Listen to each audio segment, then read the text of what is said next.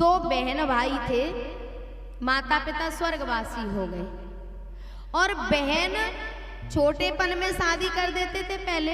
यहाँ तो अब भी होती है, राजस्थान में तो अब भी बाल विवाह होता है।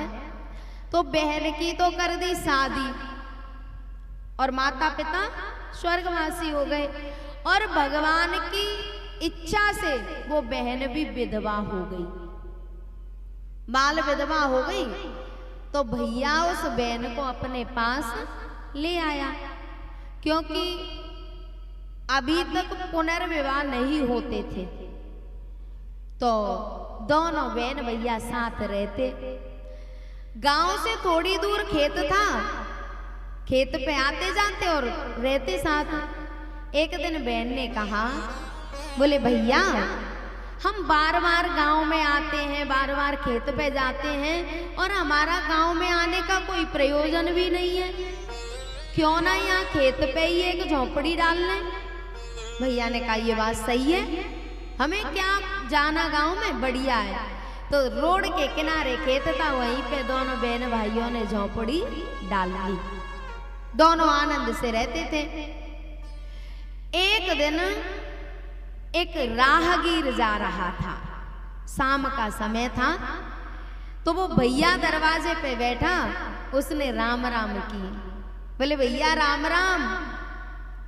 उन्होंने कहा राम राम, अब तो रात सी होने जा रही है, आप रुक जाओ, सुबह चले जाना, भैया ने राहगीर से कहा। और वो राहगीर भी व्यापारी था, कहीं से पैसा लेके आया था, तो वो भी चाह रहा था कि कोई रोक ले तो मैं सुबह चला जाऊं। पैदल जा रहा था। उसने कहा बढ़िया है, सुबह ही निकल जाएंगे। उसने खाट बिछा दी, वो बैठ गया, पानी वानी दे दिया और भैया ने बहन से कहा जाके कि एक राहगीर रोक लिया है, उसके लिए भोजन बना दे। बोले ठीक है, और हाँ पहले उसको बिस्तर दिया, वो लेटेगा तब तक। बहन ने बिस्तर दिया और वो कपड़े उतार रहा था, बहन की नजर उसके धन पे पड़ गई। जो पैसे लेके जा रहा था ना, उस पे नजर पड़ गई। बहन ने भैया से कहा, बोले भैया अगर तू कहे तो एक बात कहूं। बोले हाँ। बोले जो ये राहगीर जा रहा है ना, इसके पास बहुत पैसा है और तू कहे तो इसको मार दें, हम पैसे वाले हो जाएंगे। भैया ने कहा अरे दुष्टा, तू बालपन में विधवा हो गई, ये भी तो तेरे पापों का ही फल था। इस जन्म में बालपन में विधवा हो गई और इस कुकर्म को करके अगले जन्म में कहाँ नरक में जाएगी। भैया ने उसको फटकार दिया। अब भोजन प्रसादी पाके वो राहगीर सो गया, भैया भी जाके सो गया और खेत में ही खटिया बिछा दी थी, सरसों का खेत था खाली। वो सो गया पर उस बहन को नींद नहीं आई। क्यों? क्योंकि उसने धन को देख लिया। रात्रि में खड़ी होके गई और गड़सा से उस राहगीर की गर्दन अलग कर दी। धन तो खुद ने ले लिया और उसको कपड़ों समेत कुएं में डाल आई। अब जब सुबह हुई तो भैया ने तो सोचा ही नहीं, वो सोच रहा था कि सुबह सीरे में निकल गया होगा ठंडे ठंडे में, उसने कुछ पूछा नहीं। और बहन की मालिकी थी, धीरे धीरे धीरे धीरे अब तो वो बढ़ने लगे। ट्रैक्टर खरीद लिया, घर बनवा लिया और बढ़िया व्यवस्था हो गई। अब जब व्यवस्था बढ़िया हो गई तो भैया की सगाई हो गई, विवाह हो गया और थोड़े दिन बाद भैया के एक बेटा हो गया। अब वो भैया और भाभी दोनों अपने बेटा को खिला रहे थे। उसी समय पे बहन आई और एकदम हंसी। भैया ने कहा तू ऐसे क्यों हंस रही है? तो भाभी के सामने तो कुछ नहीं कहा, भैया को हाथ पकड़ के अलग ले गई और जाके बोली, बोले अब कितना आनंद आ रहा है लाला को खिलाने में। अगर उस दिन में उस यात्री को नहीं मारती तो ये सुख तुम्हारे जीवन में आने वाले। जब भैया ने सुना तो उसको तो बहुत धक्का लगा। बोले तूने उसे मार दिया था? बोले हाँ। मैंने उसे मार दिया और उसी धन से ये घर, ट्रैक्टर और ये विवाह संबंध उसी से हुए हैं। अब भैया सोचने लगा कि अब इसका क्या करूं, अब इसका भी मेरे अलावा दुनिया में कोई नहीं है, पर ये दुष्टा बहुत बुरे कर्मों से मरेगी, बहुत दंड भोगने पड़ेंगे इसको। बालक थोड़ा बड़ा हुआ और इधर वो बहन एक दिन आंगन में जा रही थी, पैर फिसला और मर गई।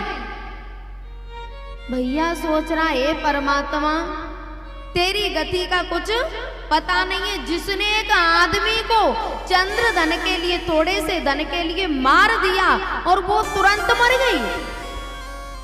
और प्यारे इधर जब उसका बेटा बड़ा हुआ तो वो बहन बगल के ही गांव में, पास के ही गांव में और एक के घर पैदा हो गई। इधर बेटा बड़ा हो रहा है, उधर बहन बड़ी हो रही है और दोनों का संबंध हो गया, बेटा का और बहन का। बात समझ में आ रही है ना? बहन मर के बगल के गांव में पहुंच गई, दोनों का संबंध हो गया। और जिस दिन से विवाह हुआ उसी दिन से बालक बीमार हो गया, उस भैया का बेटा। सब जगह दिखा लिया, कोई फायदा नहीं हुआ, डॉक्टर, वैद्य, हकीम सब पे दिखा लिया, कोई फायदा नहीं हुआ।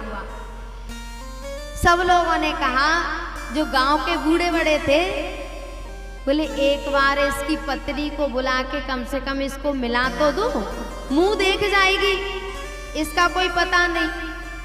तो उसकी पत्नी को बुलाया और जैसे ही वो अपने पति के पास गई तो उस बालक का बाप जंगला से खड़ा हो गया, जो जंगला होते हैं ना घर में, उससे खड़ा हो गया कि देखें ये क्या बात करेंगे। तो उस नारी ने कहा, अजी आपको क्या हो गया है? उसने कहा पता नहीं क्या हो गया है, दवाई ले ली पर कोई फायदा नहीं होता। बोले ऐसी क्या बीमारी हो गई है आपको? उस बालक ने कहा बीमारी का तो पता नहीं, पर अब हम बचेंगे नहीं। उसने कहा आप नहीं बचेंगे तो मेरा क्या होगा? आपको अगर कुछ हो गया तो मेरा जीवन क्या होगा? तब उस बालक ने कहा, बोले जिस दिन तूने मेरी गर्दन पे गड़सा चलाया था तब मेरे बालकों के बारे में तूने सोचा था कि मेरे भी बालक हैं, उनका क्या होगा? जिस दिन तूने मेरा धन छीना था उस दिन सोचा था कि मेरे परिवार का क्या होगा? मैं वही सेठ हूं जिसकी तूने गर्दन काटी थी। अब मेरा कर्जा चुक गया, जितना धन तूने लिया था मेरा चुक गया, अब मैं जा रहा हूं। इतना कह के उसने शरीर को छोड़ दिया। इन बातों को उसका बाप सुन रहा था और बाप ने अपने पुत्र की अंत्येष्टि क्रिया भी नहीं की, सीधा इन बातों को सुन के चला आया, बाबा जी हो गया और तुम्हारे यहाँ गणेश मंदिर पे अब तक रहा। 2 साल पहले उसने शरीर छोड़ा है। तो मेरे प्यारे, हम लोग अगर कोई बात हो जाती है तो दूसरों पे थोपते हैं, ऐसी बहू आ गई, ऐसा बेटा आ गया। प्यारे, वो बहू बेटा नहीं है, वो हमारे प्रारब्ध हैं। हम जैसा दूसरों के साथ करके आए हैं वैसा हमें भोगना पड़ेगा। सुबह बात हुई थी ना कि ये कलयुग है, इसमें ज्यादा समय नहीं लगता। हम जैसा व्यवहार दूसरों के साथ कर रहे हैं उसको हमें भोगना पड़ेगा।